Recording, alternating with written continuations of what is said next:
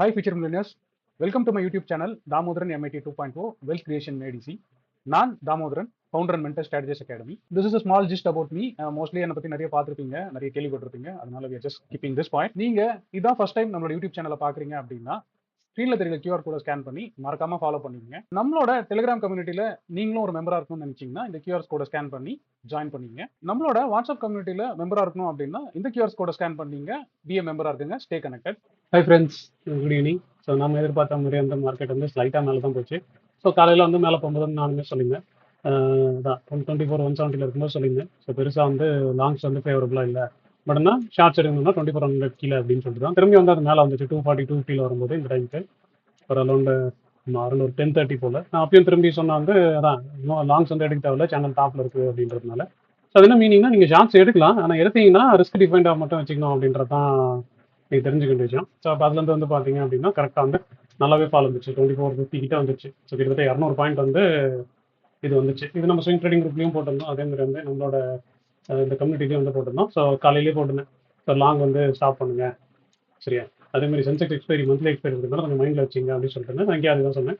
Bounce வந்துச்சு, ஆனால் அதுக்கு மேலே வந்து லாங்ஸ் வந்து செட் ஆகாது அப்படின்றது தான் ப்ரீவியூவும் சொல்லியிருந்தேன். ஸோ இதுலேயும் சொல்லியிருந்தேன். அதுக்கப்புறம் வந்து நம்மளோட ஸ்டாட்டில் ஸ்டாங்கில் கோர்ஸோட வந்து ஃபீட்பேக்ஸ் வந்து ஸ்டூடெண்ட்ஸ் கொடுக்க ஆரம்பிச்சிட்டாங்க. ஸோ அதோட ஒரு வீடியோ வந்து அப்லோட் பண்ணியிருக்கேன். ஸோ நம்மளோட யூடியூப்ல பார்த்தீங்க அப்படின்னா ஜென்ரலாக உங்களுக்கு தெரியும். ஸோ இதை ஓப்பன் பண்ணிங்கனாலே இந்த ஃபீட்பேக் இருக்கும். ஸோ ஒருவேளை நீங்களும் இந்த கோர்ஸை வந்து லேர்ன் பண்ணணும்னு நினச்சிங்க அப்படின்னா அந்த லிங்கை கிளிக் பண்ணிங்க. இந்த வீக்கெண்டை யூஸ் பண்ணி 50% டிஸ்கவுண்ட் வந்து யூஸ் பண்ணீங்க. ஏன்னா அது கோர்ஸ் வந்து 20,000 ஃபீ. ஸோ 50% யூஸ் பண்ணணும்னு நினச்சிங்கன்னா ஒரு மண்டேக்குள்ளே யூஸ் பண்ணுறதுன்னு யூஸ் பண்ணீங்க, இல்லை உங்கள் சாய்ஸ் தான். So again coming back to நம்மளுக்கு என்ன ஆச்சு இன்னைக்கு அப்படின்னு பார்த்தோம் அப்படின்னா, நம்ம இந்த டீச் பண்ணுறதுக்காக ஓகேவா, எஜுகேஷனல் பர்பஸ்க்காக ஒரு அக்கௌண்ட் ரன் பண்ணிட்டு இருக்கோம்ல. ஸோ அதில் என்ன ஆயிடுச்சு அப்படின்னு பார்த்தீங்க அப்படின்னா, நான் வந்து 30th பொசிஷன் அது க்ளோசர் எக்ஸ்பைரியில் வந்து ஒரு பொசிஷன் வச்சிருந்தேன். அதுதான் 24,200க்கு மேலே சஸ்டைன் ஆயிடுச்சு அப்படின்னா, ஏன்னா க்ளோசர் எக்ஸ்பீரியை பொறுத்த வரைக்கும் நான் எப்பவுமே ரிஸ்க் மேனேஜ்மெண்ட்டாக ஒன்று தான் பண்ணுறேன். அதில் பெருசாக அட்ஜஸ்ட்மெண்ட் பண்ணுறதில்ல. ஒன்றும் டைப் பண்ணி போடுவேன், அப்படி இல்லைன்னா எக்ஸிட் பண்ணிட்டு போயிடுவேன். இப்போ இன்னைக்கு வந்து பார்த்தீங்க அப்படின்னா இந்த காலம் இந்த புட்டம் வச்சிருந்தோம். ஸோ மேலே வரும்போது வந்து நான் நவுத்தி இதில் போட்டேன். ஆனால் அதுக்கு மேலேயே வந்து பார்த்தீங்க அப்படின்னா அட்ஜஸ்ட்மெண்ட்ஸாக ஒன்று நவுத்தி போடணும். அது பெரிய கேப் இருக்கிறதுனால நான் 24,200க்கு மேலே இதை வந்து கட் பண்ணிட்டேன். ஓகேவா. ஆனால் கட் பண்ணதுக்கு அப்புறம் பார்த்தீங்கன்னா தர மார்க்கெட் கீழே வந்துச்சு. ஆனால் இதில் ரிஸ்க்காக பார்க்கணும். இதில் ரிஸ்க் வந்து கொஞ்சம் ஜாஸ்தியாக இருந்ததுனால நான் அந்த பொசிஷன் மட்டும் கட் பண்ணிட்டேன். ஆக்சுவலாக இன்னைக்கு இந்த எம்டிஎம்மோட மேஜர் வந்து இன்னைக்கு ஆக்சுவலாக 27. இது வந்து இது வச்சிருந்தா நல்ல ப்ராஃபிட்டாக இருந்திருக்கும். நான் வச்சிருந்தா ஆனால் இப்படியா இருந்தாலும் அப்படியா இருந்தாலும் பேச்சுக்க இடமே இல்லை. ஸோ என்ன பொறுத்த வரைக்கும் நான் க்ளோசர் எக்ஸ்பைரியை பொறுத்த வரைக்கும் ஒன்று ரிஸ்க் பயங்கரமாக டைப் பண்ணி போடுவேன், அப்படி இல்லைன்னா பொசிஷன் எக்ஸிட் பண்ணுவேன் அப்படின்றது தான் நான் பர்சனலாக ரூலாக வச்சிருக்கேன். ஸோ அந்த ஒரே ஒரு ரூல் ஃபாலோ பண்ணதுனால இன்னைக்கு வந்து ஆக்சுவலாக 24 நான் வந்து 220ல் எக்ஸிட் பண்ணேன். ஓகேவா. சஸ்டைன் ஆகி மேலே போனதுனால ஏன்னா சார்ட்டாக பார்த்தீங்க அப்படின்னாலும் சரி அங்கே வந்து லாங் எடுக்க தேவையில்ல. பட் ஆனால் மேஜராக நீங்கள் பார்க்க வேண்டிய ஒரே விஷயம் என்னன்னா இது மட்டும் தான் நம்ம பார்க்கணும். ஸோ ஆக்சுவலாக பார்த்தீங்கன்னா இந்த சேனலுக்கு மேலே நம்ம ஒரு சேனல் வாங்கிக்கலாம், சேனலுக்கு மேலே வந்து 15 மினிட்ஸில் சஸ்டைன் வந்ததுனால நான் வந்து கட் பண்ணிட்டேன் அந்த பொசிஷன்.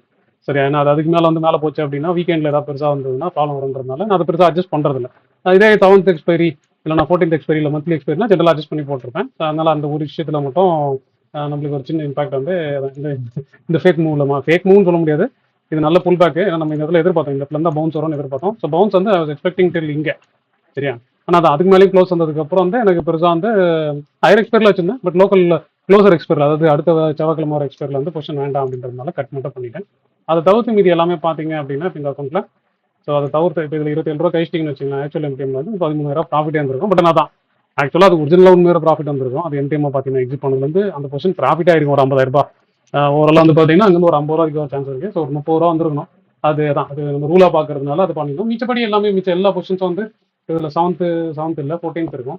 14th இருக்க பொசிஷன்ஸ் எல்லாம் நான் அப்படியே டைப் பண்ணி வச்சிருக்கேன். அதே மாதிரி 28th இருக்க பொசிஷன்ஸ் இருக்கும்.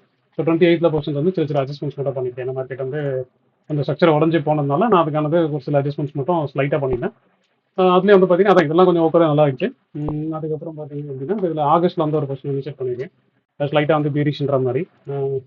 ஏன்னா அந்த பொசிஷன் எக்ஸிட் பண்ணதுலேருந்து இப்போ இந்த பொசிஷன் வந்து இனிஷியேட் பண்ணியிருக்கேன். ஸோ 24 23,300 வந்து சும்மா அப்படி பொறுமையாக பில்ட் பண்ணியிருக்கேன். ஸோ அது எப்படி போகுதுன்றதை பார்க்கலாம். ஸோ ஓவராலாக வந்து இந்த அக்கௌண்ட்டை பொறுத்த வரைக்கும் இன்னைக்கு தான். அப்புறம் கமிங் பேக் டு நம்மளோட இந்த ஆலிஸ் ப்ளூ அக்கௌண்ட்டில் பெருசாக ட்ரேடே பண்ணாமல் நம்ம பண்ணுவோம் பார்த்துருக்கீங்களா. ஸோ அதில் வந்து இன்னைக்கு எப்படி இருந்துச்சுன்னு பார்த்தோம்னா இன்னைக்கு வந்து ஒரு 7,000 ரூபா ப்ராஃபிட் இருந்துச்சு. ஏன் 7,000 ரூபா ப்ராஃபிட் இருந்துச்சு அப்படின்னா நேற்று ஞாபகம் இருக்கா, நேற்று நான் வீடியோவில் எக்ஸ்பிளைன் பண்ணியிருந்தேன் ஞாபகம் இருக்கா ஒரு விஷன்ஸு. ஸோ ஆக்சுவலாக என்ன பண்ணியிருந்தேன்னா இதெல்லாம் வந்து கட் பண்ணி வெளில போட்டிருந்தேன். ஸோ இப்போ இப்படி இருந்துச்சு, அந்த பொசிஷன் இப்படி இருந்துச்சு, அதை இங்கே புக் பண்ணி இப்படி போட்டு இந்த ஞாபகம் இருக்கா, அதனால இன்னும் மேலே வந்து நல்லாவே தாங்கிச்சு இந்த பொசிஷன்ஸ்லாம். ஸோ அதை வந்து திரும்பி என்ன பண்ணியிருந்தேன்னா உள்ள இருக்கிறத திரும்பி புக் பண்ணி இந்த லெக்கை புக் பண்ணி இங்கேருந்து இங்கே பை பண்ணி, ஸோ ஓவராலாக இந்த பொசிஷனை பொறுத்த வரைக்கும் 30th பொசிஷன் வரைக்கும் எனக்கு ப்ராஃபிட் தான் இருந்துச்சு. அதே மாதிரி பார்த்தீங்க அப்படின்னா 28லையும் அதே தான் பண்ணியிருந்தேன். இந்த வீடியோ பார்த்துருந்தீங்கன்னா தெரிஞ்சிருக்கும். நான் 100 செல் வச்சிருந்தேன். 200 300 செல் வச்சிருந்தேன். அப்போ என்ன பண்ணிட்டேன்னா அதை கட் பண்ணி வெளியில் போட்டுட்டு ஓகே ஒரே ஒரு லாட் மட்டும் ஸ்ப்ரெட்டாக வந்து இதுன்ற மாதிரி வச்சிருந்தேன். அது நல்லா இருந்தது. ஸோ அப்போ அது வந்து பார்த்தீங்க அப்படின்னா எனக்கு பெரிய மூவிலும் ஒன்றும் பெரிய டிஃபரன்ஸ் இல்லை, ப்ராஃபிட்டே தான் இருந்துச்சு. அதுக்கப்புறமா பார்த்தீங்கன்னா ரீசெண்டாக ஒரு பொசிஷன் இனிஷியேட் பண்ணி வச்சுருந்தாங்க, ஆகஸ்ட்டில் வந்து ட்ராங்கில் எடுத்தேன்னு சொல்லி. அதுவும் பார்த்தீங்க அப்படின்னா அது இன்றைக்கும் வந்து நல்லா தான் இருந்துச்சு. ஸோ இன்றைக்கும் ஒரு 2200 ப்ராஃபிட் தான் வந்திருக்கு. ஸோ இதான் அந்த பொசிஷன் வந்து இதான். நான் சின்ன சிம்பிளாக ரூல் பேஸாக ரன் பண்ணுறேன். ஸோ இப்போ இது வந்து பார்த்த வரைக்கும் ஒன்றும் பெருசாக இம்பாக்ட் இல்லை. ஸோ அதனால தான் நீங்கள் இப்போ இதுக்கு வந்து இதே மாதிரி நம்மள அந்த ஏற்றம் ட்ரெக்ஸில் வந்து கன்சர்வேட்டிவாக பண்ணுவோம்ல, அதுலேயே வந்து பார்த்தீங்க அப்படின்னா அதில் வந்து இன்னைக்கு என்ன பண்ணியிருந்தோம் அப்படின்னா ஃபஸ்ட்டு இன்னைக்கு என்ன அவுட்கம் பார்த்துலாம். ஸோ இன்னைக்கு ஓவராலாக வந்து இன்னைக்கு எம்டிஎம் ஒரு 10 ரூபா வரைக்கும் வராது, அது வரைக்கும் சந்தோஷம். தனித்தனி லெக்காவே பார்த்துலாம். ஸோ அதில் பார்த்தீங்க அப்படின்னா இன்னைக்கு போட்ட ஆர்டர்ஸ் மட்டும் ஃபஸ்ட்டு பார்த்துருவோம். நீங்கள் மேஜராக போட்ட ஆர்டர்ஸ் வந்து எல்லாமே டைப் பண்ணுற ஆர்டர்ஸ் மட்டும் தான் இருந்துச்சு. ஸோ ஃபஸ்ட்டு வந்து பார்த்தீங்க அப்படின்னா 14th ஜூலையில் 26 கால் இருந்துச்சு, அதை தூக்கி உள்ளே போட்டிருந்தேன் ஒரு 500 பாயிண்ட்டு. அதுக்கப்புறம் 7th ஜூலையில் வந்து இந்த பொசிஷன் இருந்துச்சு சரியா, 24,700 பை இருந்துச்சு, அதை தூக்கி உள்ளே போட்டேன் ஏன்னா மார்க்கெட் மேலே வந்ததுனால. அதே மாதிரி புட்டு வந்து வெளியிலேருந்து உள்ளே வந்தேன். ஸோ 22,800 புட்லேருந்து 23 ஆக்சுவலாக ஒரு லாட் எக்ஸ்ட்ரா பை பண்ணிங்க, அதனால் அதையும் எக்ஸிட் பண்ணிட்டேன். அதுக்கப்புறம் 7th வந்து பார்த்தீங்க அப்படின்னா 23லேருந்து 23,300 வந்து உள்ளே வந்தேன். ஸோ இன்றைக்கி வந்து பெருசாக அட்ஜஸ்ட்மெண்ட்டாக எதுவுமே இல்லை. ஸோ இண்டிவிஜுவல் லெக்காக பார்த்து அது எப்படின்னு பார்த்துலாம். இண்டிவிஜுவல் லெக்காக பார்க்கணுங்க அப்படின்னா ஸோ நம்ம 7th ஆரம்பிக்கும். 7th ஜூலையில் வந்து பார்த்தீங்க அப்படின்னா கொஷின்ஸில் 7 ஜூலையில் பார்த்தீங்க அப்படின்னா ஸோ இந்த பொசிஷனை பொறுத்த வரைக்கும் ஸோ இன்றைக்கி டே எம்டிஎம் வந்து 3,900 தான் இருந்துச்சு. ஸோ அதான் இதில் பார்த்தீங்கன்னா தெரியும், இந்த லெக் இருந்துச்சு, இந்த லெக்கை புக் பண்ணி இந்த லெக் உள்ளே போட்டேன். அதுக்கப்புறம் இந்த லெக் புக் பண்ணி இந்த லெக் உள்ளே போட்டிருந்தேன் சாரி 22,800 புக் பண்ணி ஃபஸ்ட்டு 23ல போட்டேன். அப்புறம் 23லேருந்து 23,300 போட்டேன். மார்க்கெட் கடைசியாக ஃபால் ஆனதுனால அதையுமே இன்னொரு லெவலில் டைட் பண்ணிட்டு போட்டேன். ஸோ ஓவராலாக பார்த்தீங்கன்னா இந்த பொசிஷன் வர தெரியும் இன்றைக்கி ஒரு 3,900 வந்துச்சு. அதே மாதிரி 14th இப்போ இந்த பொசிஷன் பே ஆஃபாக பார்க்கணும் அப்படின்னு நினச்சிங்கன்னா ஒரு நிமிஷம் செக் மட்டும் பண்ணிக்கிறேன். அதான் நான் ஸோ இதான் அந்த பொசிஷன் 7th ஜூலை பொசிஷன் வந்து நல்லா இப்போ இப்படி நல்லா டைப் பண்ணியாச்சு. 23,900 இருக்குது. அதுக்கு ப்ரொடெக்ஷனாக வந்து பார்த்தீங்கன்னா இதுவும் மட்டும் இருக்குது. ஸோ நல்லா டைப் பண்ணியாச்சு. இப்போ நாளைக்கு வந்து பெரிய இந்த ரேஞ்சுக்குள்ளே உடையில இல்லை ஒரு பக்கம் போகுதுன்னா இந்த பக்கம் போச்சுன்னா இது இவ்வளோ போட்ட வேண்டியதான். இல்லை இந்த சென்டர் தாண்டி மார்க்கெட் திரும்பி 10 ரூபா கீழே வருதுன்னா இது தூக்கி இங்கே போட்ட வேண்டியதான். சரி, இதான் வந்து இந்த பொசிஷன். அதே அகைன் கமிங் பேக் டு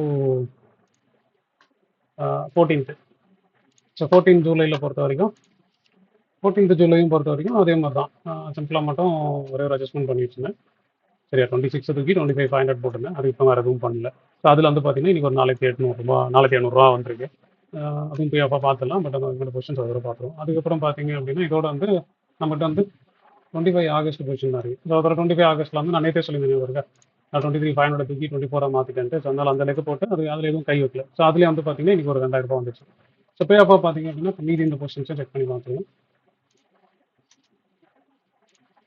மீதி ஓப்பனாக இருக்க பொசிஷன்ஸ் வந்து இதில் இந்த பொசிஷன் இருக்குது. ஸோ இது இன்னும் சென்டராக இருக்கிறதுனால இன்னும் பெருசாக நான் அட்ஜஸ்ட்மெண்ட் பண்ணல. ஏதாவது ஒரு ட்ரிகர் நடக்கணும்.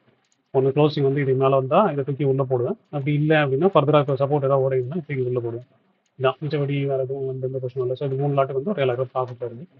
அகைன் அந்த ஆகஸ்ட் பொசிஷன் பார்த்தீங்க அப்படின்னா ஆகஸ்ட் பொசிஷன் வந்து ஸ்லைட்டாக நெகட்டிவில் தான் இருக்குது. ஸோ இதான் அதோட பே ஆஃப். இது இப்படி தான் இருக்குது.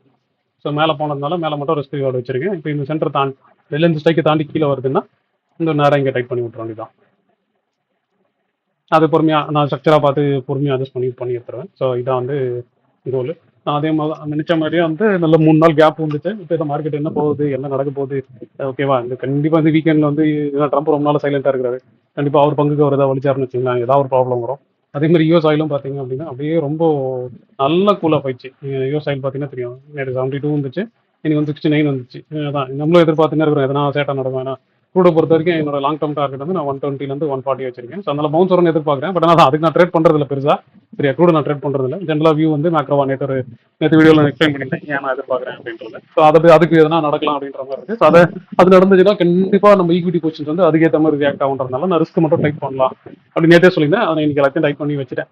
ஸோ அடுத்த 3 நாளைக்கு சரியா மார்க்கெட்டே பக்கமே நம்ம தலை வச்சு படி தேவை. ஏன்னா நானும் வந்து எந்த கிளாஸஸும் எதுவுமே ஷெடியூல் பண்ணல. கொஞ்சம் பர்சனல் ஒர்க்லாம் இருக்கிறதுனால நான் பாட்டு ஜாலியாக அந்த 3 நாள் ரிலாக்ஸ் பண்ணிட்டு சரியா எதுனாலும் மண்டே காலையில் ஓப்பன் பண்ணிட்டு ஃபர்ஸ்ட் 15 மினிட்ஸ் கழிச்சு என்ன நடக்குதுன்றத பார்க்கலாம் அப்படின்ற ஆங்கிளில் தான் இன்னைக்கு எல்லா பொசிஷனையும் ஓவராலாக டைட் மட்டும் பண்ணி வச்சிட்டேன். அதனால தான் வந்து நம்ம அந்த எஜுகேஷன் பர்பஸ்க்காக வச்சிருந்த அக்கௌண்ட்லையும் கூட நான் அந்த க்ளோசர் எக்ஸ்பைரிலாம் வந்து க்ளோஸ் பண்ணி விட்டேன். அதை வச்சு டைட் பண்ணி வைப்போம். அப்புறம் திடீர்னு கேப்பு போவோம், இல்லை கேப் டவுன் ஆகும் வீக்கெண்டில். அது நம்மளால செட்டே ஆகாது அப்படின்றத மட்டும் மைண்டில் வச்சுக்கிட்டு அதனால தான் அந்த கொஸ்டின்லாம் எதெல்லாம் க்ளோசர் எக்ஸ்பைரி எதெல்லாம் ரிஸ்க் ப்ரோனாக இருக்கும் அந்த கொஸ்டின்லாம் கட் பண்ணி விட்டாச்சு. சரியா நம்மளுக்கு என்ன காசு வரலாம் கூட பிரச்சனை இல்லை, நம்மளுக்கு நிம்மதியாக இருக்கணும். அதுக்கப்புறம் என்ன அடுத்த 2-3 நாளில் கூட நம்ம காசு பண்ணிக்கலாம் அப்படின்னு சொல்கிறது தான் என்னோட தாட் ப்ராசஸ். அது உங்களுக்கு எப்படி இருக்கும்னு எனக்கு தெரியல. ஸோ அதனால இதான் என்னோட ஐடியா. ஸோ நீங்களும் அதே மாதிரி நல்ல அந்த வீக்கெண்டு லாங் வீக்கெண்ட் இருக்குது, நாளைக்கு மொகரம் லீவ் வர. உங்களுக்கு எதாவது வெளியில் வேலை இருந்தால் என்ஜாய் பண்ணுங்க, அப்படி இல்லை லேர்ன் பண்ணுறதுனா என்ஜாய் பண்ணுங்க.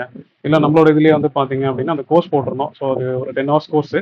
இஃப் இன்கேஸ் உங்களுக்கு டைம் இருக்குது அப்படின்னா அதை பாருங்க, நல்லாயிருக்கும். அது சேடில் ஸ்டாங்கில் வந்து பீப்புள் வந்து நல்லாவே ரன் பண்ணுறாங்க. அது நீங்கள் ப்ராஸாக பாருங்கள். நம்ம சொல்கிறத விட அது கோர்ஸ் ஃபீட்பேக்ஸ் வந்து இனிமேல் ஒன்று வரப்போகுது. நான் தான் ஃபஸ்ட் எடுக்கும்போது நான் ரொம்ப கம்மியாக தான் இருந்தது. நீங்கள் ஒன்ஸ் ஃபீட்பேக்லாம் பார்த்து இந்த கோர்ஸ்க்கு வர போகிறீங்க அப்படின்னா அதுக்கானது நீங்கள் பே பண்ணி தான் ஆகணுன்ற மாதிரி தான் வச்சுக்கணும்.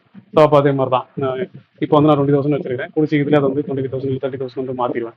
அது கற்றுக்கிறதும் உங்ககிட்ட இருக்கு. நீங்கள் வேணும்னா கற்றுக்கலாம், இல்லையா நம்மளோட ஃப்ரீ லேர்னிங்ஸ்லேயே கூட எல்லாத்தையும் பார்த்து முடிச்சுட்டு பொறுமையாக அதை மட்டும் பண்ணுங்க. மிச்சப்படி வந்து வேறு எதுனாலும் வந்து நல்லா என்ஜாய் பண்ணிட்டு வாங்க. எதுனாலும் மண்டே காலையில் பார்ப்போம். அதுக்கப்புறம் ஒரு வேலை ஏதாவது அப்டேட் இருந்துச்சுன்னா நான் டெலிகிராமில் அப்டேட் பண்ணுறேன் மண்டே காலையில். அப்படி இல்லை எதுவும் இல்லை அப்படின்னா நம்ம மண்டே எண்ட் ஆஃப் த டே இதேமாதிரி வீடியோவில் மீட் பண்ணலாம் கைஸ். ஸோ நல்லா ரிலாக்ஸ் பண்ணுங்கள், ஜாலியாக 3 நாள் வந்து ஃபேமிலியோடவோ இல்லை உங்களுக்காகவோ நல்லா ஸ்பெண்ட் பண்ணிட்டு மண்டே வாங்க, எதுனாலும் பார்த்துக்கலாம். So till then take care guys. இந்த வீடியோ உங்களுக்கு ரொம்ப பிடிச்சிருக்கும் நான் நம்புறேன். நான் நம்ம மாதிரியே உங்களுக்கு பிடிச்சிருந்தா ஒரு லைக்கை போடுங்க. அதே மாதிரி லேர்ன் பண்ணணும்னு நினைக்கிற உங்கள் ஃப்ரெண்ட்ஸ்க்கும் இந்த வீடியோ ஷேர் பண்ணுங்க. Hope you enjoyed watching this video. Thanks for watching.